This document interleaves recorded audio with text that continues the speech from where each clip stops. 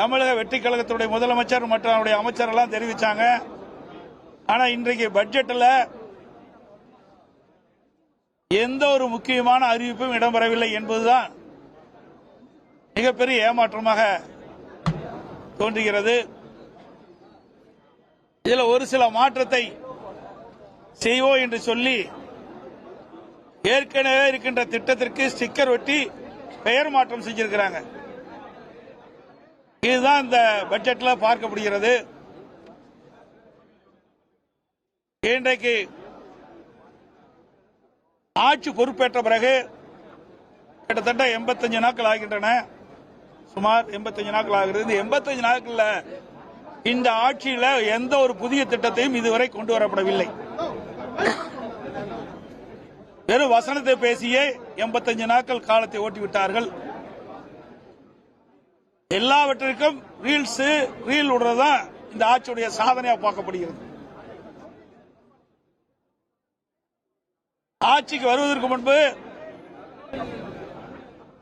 மக்கள் எதிர்பார்க்கின்ற திட்டங்கள் நிறைவேற்றப்படும். இதுவரை எந்த ஒரு ஆட்சி காலத்திலும் கொடுக்க முடியாத திட்டத்திலெல்லாம் மக்களுக்கு வழங்குவேன் என்று வீரவசனம் பேசினார்கள். ஆனால் இந்த நிதிநிலை அறிக்கை இந்த பட்ஜெட்டில் பார்க்கின்ற பொழுது ஒன்றுமே எந்த ஒரு திட்டமுமே முழுமையாக இடம்பெறவில்லை. புதிய திட்டங்கள் எதுவுமே இடம்பெறவில்லை. தேர்தல் நேரத்தில் கொடுக்கப்பட்ட வாக்குறுதிகள் எதுவுமே நிறைவேற்றல. 2026 சட்டமன்ற பொதுத் தேர்தலின் போது தமிழக வெற்றி கழகத்தினுடைய தலைவர் மாண்புமிகு முதலமைச்சர் திரு ஜோசப் விஜய் அவர்கள் ஆட்சிக்கு வந்தவுடனே மகளிர் உரிமை தொகை 1000 ரூபாய் கொடுப்பதை 2500 ரூபாய் வழங்கப்படும் என்றும், ஆண்டுக்கு குடும்பத்திற்கு 6 சிலிண்டர்கள் வழங்கப்படும் என்றும், முதியோர் உதவித்தொகை 3000 ரூபாய் உயர்த்தப்படும் என்றும், படித்த இளைஞர்களுக்கு வேலையில்லா பட்டதாரி இளைஞர்களுக்கு 4000 ரூபாய் உயர்த்தப்படும் என்றும், அதோடு மீனவர்களுக்கு மீன்பிடி தடைக்காலத்தினுடைய நிவாரணத் தொகை 20,000 உயர்த்தப்படும். அதற்கு வழங்கப்படுகின்ற டீசல் மானியம் 3600 லிட்டராக உயர்த்தப்படும்.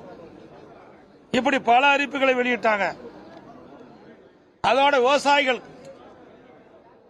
5 ஏக்கருக்கு குறைவாக வைத்திருக்கின்ற விவசாயிகள் தொடக்க வேளாண் கூட்டுறவு சங்கத்தில் வாங்கிய பயிர்க்கடன் முழுவதும் தள்ளுபடி. சிறு விவசாயிகளுக்கு 5 ஏக்கர் மேல வைத்திருக்கின்ற விவசாயிகள் தொடக்க வேளாண் கூட்டுறவு சங்கத்தில் வாங்கிய பயிர்க்கடன் பாதி அளவு தள்ளுபடி செய்யப்படும் என்று அறிவித்தார்கள். ஆனால் அதற்கு மாறாக 75,000 வரை கடன் பெற்ற சிறு குறு விவசாயிகளுக்கு முழு கடன் தள்ளுபடி. அதற்கு மேல் கடன் வாங்கிய அனைத்து விவசாயிகளுக்கும் 35,000 தான் கடன் தள்ளுபடி என்று அறிவிக்கப்பட்டிருக்கிறது அரசாங்கம். அதுவும் ஒரு ஏமாற்று வேலை. அது மட்டுமல்ல, அனைத்து குடும்பங்களுக்கும் 25 லட்சம் ரூபாய் மருத்துவ காப்பீடு திட்டம் கொடுப்பேன்னு சொன்னாங்க.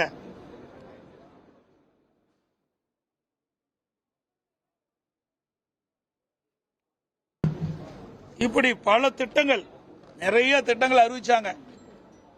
ஆனா அந்த திட்டங்கள் எதுவுமே இந்த பட்ஜெட்ல இடம்பெறல.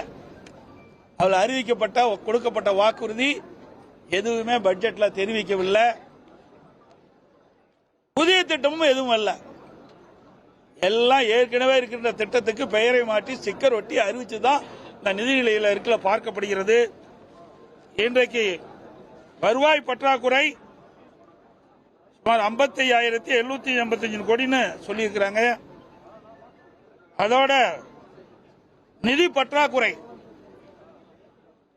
கிட்டத்தட்ட திருத்திய மதிப்பீடு 1,21,819 கோடி சொல்லியிருக்கிறாங்க. இதையெல்லாம் எப்படி சரி செய்ய போறாங்க? நிதி பற்றாக்குறை வேற இருக்குது, அதோட வருவாய் பற்றாக்குறை இருக்குது. இதையெல்லாம் சரி செய்வதற்கு இந்த அரசாங்கம் என்ன நடவடிக்கை எடுக்கப்படுகின்ற ஒரு திருத்தத்தை, ஒரு விளக்கத்தை கொடுக்கல. அதற்காக ஒரு குழு அமைக்கிறேன்னு சொன்னாங்க. ஏற்கனவே இருந்த திராவிட முன்னேற்ற கழக அரசு நிதியை ஆதாரத்தை பெருக்குவதற்கும் நிதி மேலாண்மை சரி செய்வதற்கும் கடனை எல்லாம் குறைப்பதற்கும் ஒரு நிபுணர் குழு அமைக்கணும் திராவிட முன்னேற்ற கழக ஆட்சியில் அறிவிச்சாங்க. நிபுணர் குழு அமைச்சாங்க, நிபுணர்களையும் போட்டாங்க. பிறகு 5 ஆண்டுல 5 லட்சம் கோடி கடன் வாங்கினாங்க. அதே மாதிரி இந்த அரசாங்கமும் அந்த பெயரை மாற்றி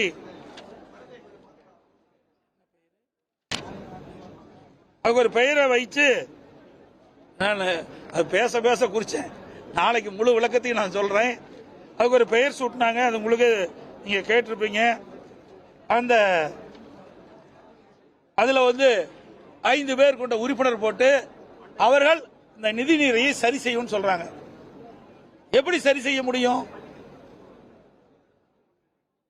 இன்றைக்கு இருக்கின்ற நிதி பற்றாக்குறை ஒரு பக்கம், அதோட ஒட்டுமொத்த கடன் பற்றாக்குறை இது வேற இருக்குது. இந்த ஒட்டுமொத்த கடன் நீங்க பாத்தீங்களா, திருத்திய மதிப்பீடுபடி 10,98,768 கோடி கடன் இருக்குது இன்றைய சூழ்நிலையில.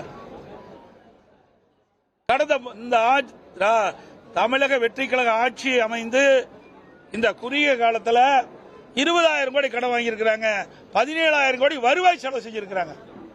அப்படின்னா எப்படி ஏற்கனவே இருக்கிற கடனை திருப்பி செலுத்த முடியும்? எப்படி புதிய திட்டத்திற்கு வருமானம் இல்லாம செயல்படுத்த முடியும்? அதுக்குள்ள தக்க விளக்கமே இல்லை. ஆக இந்த அரசாங்கம் எப்பவும் போல திராவிட முன்னேற்ற கழக அரசாங்கத்தில் எப்படி வர்ண ஜோடை செய்து அதை பட்ஜெட் தாக்கல் செஞ்சாங்களோ அதே போலதான் இந்த ஒரு பட்ஜெட் என்று சொல்லி சில அறிவிப்புகளை அப்படியே ஏற்கனவே இருக்கின்ற அறிவிப்புகளை மாற்றி அறிவிச்சிருக்கிறாங்க. அவ்வளவுதான் இந்த பட்ஜெட்ல பார்க்க முடியும். அவர்கள் 2026 சட்டமன்ற பொதுத் தேர்தலில் தமிழக வெற்றி கழகம் அறிவிக்கப்பட்ட அறிவிப்புகள் நிறைவேற்றல. இந்த 10,98,768 கோடி எப்படி கடன் அடைக்க போறீங்க?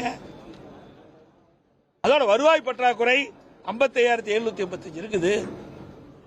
நிதி பற்றாக்குறை 1,21,819 கோடி. இதையெல்லாம் எப்படி இந்த அரசாங்கம் சரி செய்யும் என்பது அதற்கு முழுமையான விளக்கமும் இல்லை.